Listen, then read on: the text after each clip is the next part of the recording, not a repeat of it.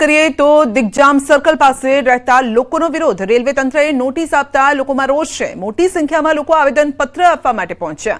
Railway તંત્ર દ્વારા Digjam circle નજીકના વિસ્તારમાં બાવરીવાસ, હનુમાન ટેકરી, સિદ્ધાર્થનગર લોકોને નોટિસ અપાઈ છે।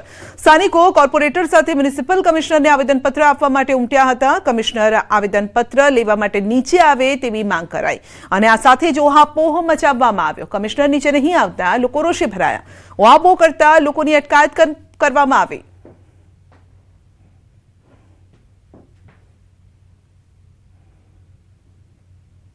લોકોને વૈકલ્પિક જગ્યા આપવી અને તે પછી લોકોને અહીંયાથી પલાયન કરીને પછી ડેમોલિશન કરવું, એના બદલે આ લોકો સુપ્રીમ કોર્ટના ચુકાદાનો પણ અનાદર કરી અને બંધારણને પણ નેવે મૂકીને મન ફાવે એવી રીતના દાદાગીરીથી ડેમોલિશન કરે છે। અને જે અમુક ટાઇટલ ક્લિયર મકાનો છે એમાં પણ આ લોકો નોટિસ ફટકારે છે કે જેમાં કોર્પોરેશને 3.5 લાખની 4 લાખની સહાયો આપીને મકાન ઉભા કરેલા છે।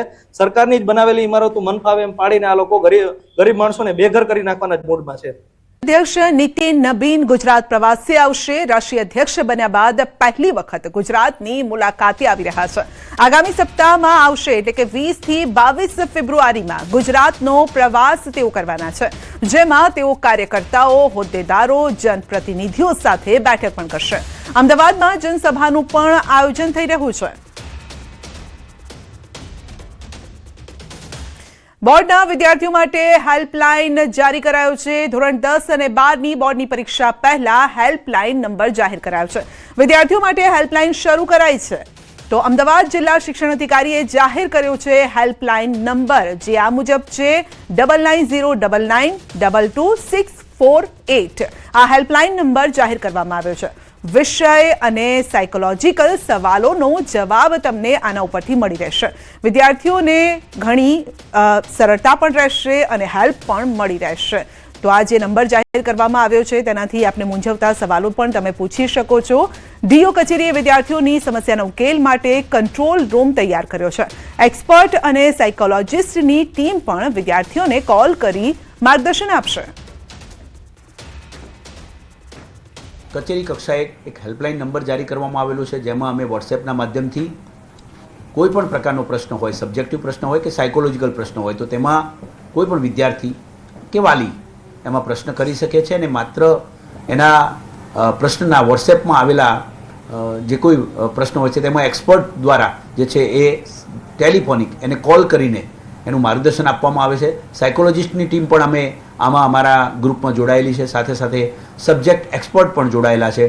અસર ખેતી પર જોવા મળી રહી છે। અરવલ્લી જિલ્લાના ખેડૂતો મુશ્કેલીમાં છે। કેપ્સિકમ મરચામાં રોગચાળો આવ્યો છે। મરચામાં થ્રિપ્સ નામનો રોગ આવતા ઉત્પાદન ઘટ્યું છે। રોગચાળાના કારણે ખેડૂતોના પાકને નુકસાન થઈ રહ્યું છે। અરવલ્લી જિલ્લાના ખેડૂતોને પડ્યા પર પાટું જેવી સ્થિતિ સર્જાઈ છે। એક તરફ બજારમાં કેપ્સિકમ મરચાના ભાવ આસમાને છે અને બીજી તરફ બદલાતા વાતાવરણની અસર પડી રહી છે, જેના કારણે રોગ આવી ગયો છે, જેથી હવે ખેડૂતોના ખેતરો ખાલીખમ થઈ રહ્યા છે। ચાલુ રવિ સિઝનમાં ખેડૂતોએ 2 લાખ હેક્ટરથી પણ વધુ જમીનમાં વાવેતર કર્યું છે અને જેમાં મોટા પાયે ખેડૂતો બાગાયતી ખેતી તરફ વળ્યા છે। કેપ્સિકમ મરચાનું વાવેતર કર્યું છે। શામળાજી તાલુકાનો ગડાદર કંપા વિસ્તારમાં રાજ્યમાં બીજા નંબરે કેપ્સિકમ મરચાનું વ્યાપક પ્રમાણમાં વાવેતર થાય છે અને ખેડૂતોને આશા હતી કે સારું ઉત્પાદન મળશે, સારી કમાણી થશે, પરંતુ કુદરત જાણે કે રૂઠી હોય તેમ સતત બદલાતા વાતાવરણ, વહેલી ગરમીની શરૂઆતના કારણે પાકને માઠી અસર પહોંચી છે। ખેડૂતોનું કહેવું છે કે ગત વર્ષની સરખામણીએ આ વર્ષે ઉત્પાદનમાં 60%થી વધુનો ઘટાડો પણ નોંધાયો છે।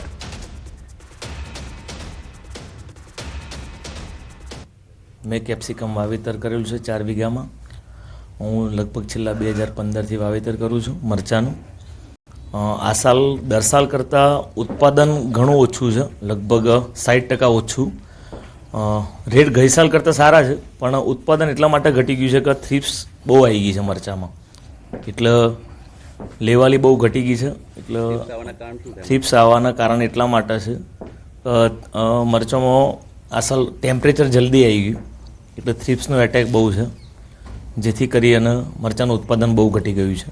અરવલ્લી જિલ્લામાં જે પ્રકારે બાગાયત ખેતીનું વ્યાપક વાવેતર કરવામાં આવ્યું છે તેની સામે તમને દ્રશ્યો બતાવીશ કે કેપ્સિકમ મરચાંનું જે વાવેતર છે જોઈ શકાય છે કે ઉત્પાદન ઓછું મળવાના કારણે ખેડૂતો પરેશાન જોવા મળી રહ્યા છે.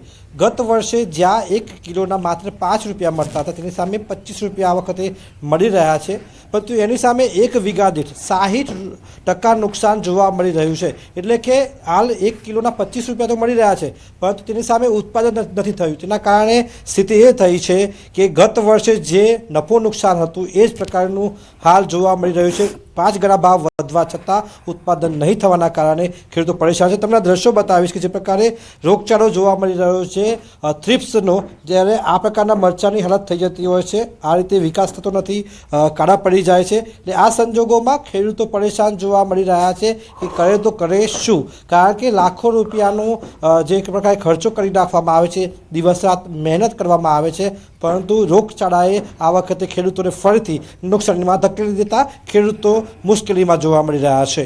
હાર્દિક પટેલ, ન્યૂઝ 18 ગુજરાતી, અરવલ્લી. દેવભૂમિ દ્વારકાના ખંભાળિયા પંથકની ખેડૂતોને રાતા પાણીએ આ ખેડૂતોને રડવાનો વારો આવ્યો છે. ખરાબ હવામાનના કારણે જીરાના પાકમાં સુકારો આવી ગયો છે અને જેના કારણે ખેડૂતોની હાલત કફોડી બની છે. દિવસે તડકો, રાત્રે ઠંડી, વહેલી સવારે ધુમ્મસભર્યું વાતાવરણ રહે છે, જેના કારણે કમોસમી વરસાદના કારણે પણ નુકસાન થયું છે. મબલક ઉત્પાદનની આશાએ બેસેલ ખેડૂત અત્યારે રડી રહ્યો છે, કારણ કે જે પાક થવો જોઈએ તે થઈ જ નથી રહ્યો. એની પહેલા જે માવઠું આવ્યું હતું, વરસાદના કારણે નુકસાન થયું હતું, અને વાતાવરણના કારણે આ જીરામાં અમુક સુકારો આવ્યો, જીરું બેસતું જ જાય છે, અને આ વાતાવરણ બગડ્યું એના કારણે આખું જીરાનો મોલ બધો સુકાઈ ગયો છે.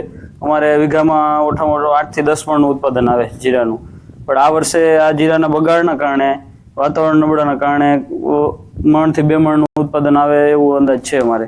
તો આટલું તો વીઘે અમારે ખર્ચો ચડી ગયો. 8 થી 10 વખત અમે આમાં ફૂગનાશક છે, જંતુના આ બધી દવાઓ છાંટી હોય છે, અને બાકી આમાં મજૂરીને અંતે આમાં અમારું કાંઈ આ વખતે ઉપડે એવું લાગતું નથી. પરંતુ આ વર્ષે વાતાવરણ અનુકૂળ ન આવતા વ્યાપક પ્રમાણમાં જીરાનું નુકસાન પામેલ છે. અત્રે અમારે 1 વીઘામાં ઓછામાં ઓછો 8 થી 10 હજારનો જીરાનો ખર્ચો થાય છે, તથા મજૂરી ખર્ચ અલગ. એ રીતે અત્યારે પણ જીરાનું ઉત્પાદન ખૂબ જ ઓછું થાય છે, 10 થી 15% થાય એમ છે. જીરાના પાકમાં અત્યારે સુકારા નામનો રોગ આવેલ છે. આ વર્ષે ખેતી ખર્ચમાં થયેલા વધારા સામે ઉત્પાદનમાં ધરખમ ઘટાડાની ભીતિ સેવાઈ રહી છે. ખેડૂતોનું કહેવું છે કે સામાન્ય રીતે વીઘા દીઠ 10 મણ થતું જીરાનું ઉત્પાદન આ વખતે ઘટીને માત્ર 2 થી 3 મણ રહે તેવી શક્યતા છે. વીઘે 8 થી 10 હજારનો ખર્ચ કર્યા બાદ પણ પાક નિષ્ફળ જતા ખેડૂતોએ કરેલો ખર્ચ હવે માથે પડે તેમ છે. આવા સમયે સરકાર પણ યોગ્ય સર્વે કરી ખેડૂતોને પૂરતું વળતર આપે તેવી માંગ થઈ રહી છે. નિષ્ફળ ગયું છે એમ માનો, એમ 8-10% એટલે કાંઈ ન કહેવાય ને એમ, બરોબર.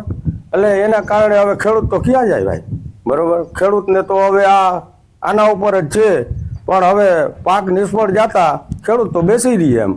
પણ સરકારનું જો આમાં કાંઈ પણ થોડી ઘણી મદદ થાય તો કરે તો અમને વળતર કાંઈક આમાં મળે એમ.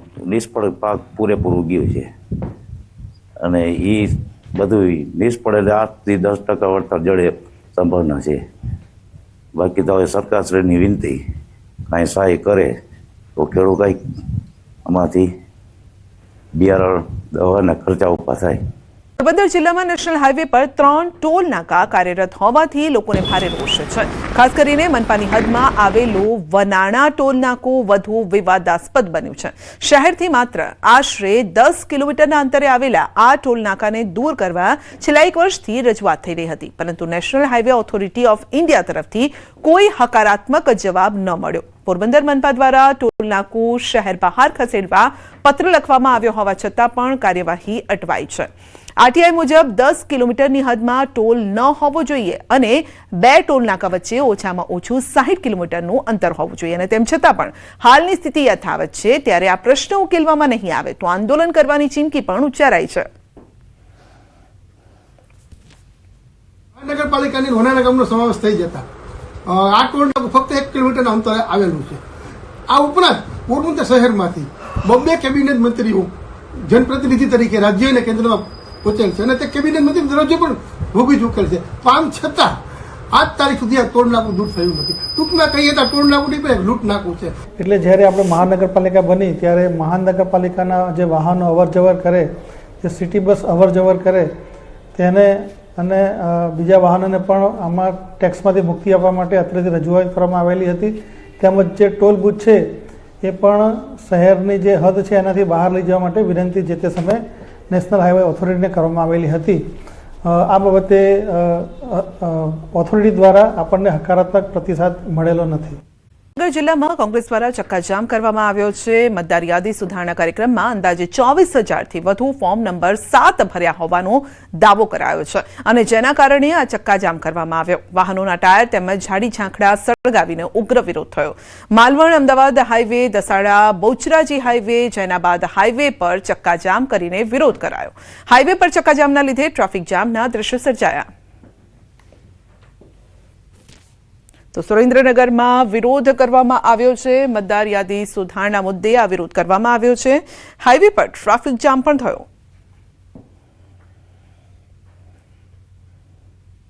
સુરેન્દ્રનગર જિલ્લાનો એક કોંગ્રેસ કાર્યકર્તા આજે રોડ ઉપર લડાઈ લડી રહ્યો છે. ત્યારે આજે સુરેન્દ્રનગર જિલ્લાના બધા જ કાર્યકર્તાઓએ સુરેન્દ્રનગર જિલ્લાના અનેક હાઈવેને ચક્કાજામ કરી દેવામાં આવ્યા છે. આજે અમદાવાદ, વિરમગામ, માલવણ, કચ્છ હાઈવેને અનેક જગ્યાએ બ્લોક કરી અને ટ્રાફિક ચક્કાજામ કરવામાં આવ્યું છે. જિલ્લા ભાજપમાં રાજીનામાનો દોર યથાવત છે. જલાલપોર તાલુકા ભાજપના 12 પદાધિકારીઓએ પોતાના પદ પરથી ધર્યા છે રાજીનામા.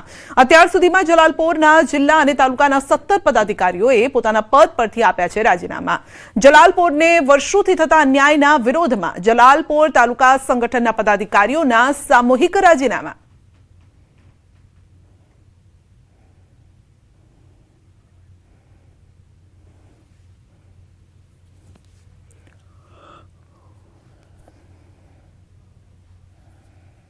જલાલપોર તાલુકો હંમેશા ભાજપની પડખે રહ્યો છે. 98થી સતત આ તાલુકામાં ભાજપનું ગઢ કહેવાય એમ મત વધતા જ ગયા છે. છતાં પણ જ્યારે કોઈ હોદ્દાની વાત આવે, સંગઠન હોય કે કોઈ બી હોદ્દો, ત્યારે જલાલપોરને કિનારે કરવામાં આવે છે. આરસી પટેલ ભાજપના ચૂંટાવા પહેલા જલાલપોર તાલુકાનો ગૃહમંત્રી હતો, જેની સાથે લડીને કાર્યકર્તાઓ આરસી પટેલને જીતાડીને ભાજપને મજબૂત કર્યું છે. છતાં પણ જ્યારે પણ મંત્રીપદની વાત આવે ત્યારે નવસારી તાલુકો કે પછી ચીખલી તાલુકોને જ મંત્રી પદ મળે છે. જલાલપોરની સતત અવગણના થઈ રહી છે. અરવલ્લી જિલ્લામાં ગાંજાનું મોટા પાયે વાવેતર. મેઘરજ પંથકમાં ગાંજાનું વાવેતર ઝડપાયું છે. ગાંજાના વાવેતરના આકાશી દ્રશ્ય સામે આવ્યા છે. લાલપુર ગામે એસઓજી ટીમની મોટી કાર્યવાહી છે. સરકારી જમીનમાં તુવેર અને ઘઉંના પાક વચ્ચે ગાંજાના 83 લીલા છોડ ઝડપાયા છે. ગાંજાનું વાવેતર કરનાર રાજુભાઈ નાથબાવાની ધરપકડ કરવામાં આવી છે. નારોલમાં ક્રાઇમ બ્રાન્ચની મોટી કાર્યવાહી. 400 કિલોથી વધુ ગાંજાનો જથ્થો કબજે કરાયો છે. મહારાષ્ટ્રના 2 આરોપીની ધરપકડ કરાઈ છે. ડુંગળીના જથ્થાની આડમાં ઝડપાયો છે ગાંજો. બોક્સમાં છુપાવેલો કરોડોનો ગાંજો કબજે કરાયો છે. ક્રાઇમ બ્રાન્ચે ગાંજા અંગે વધુ તપાસ પણ હાથ ધરી છે.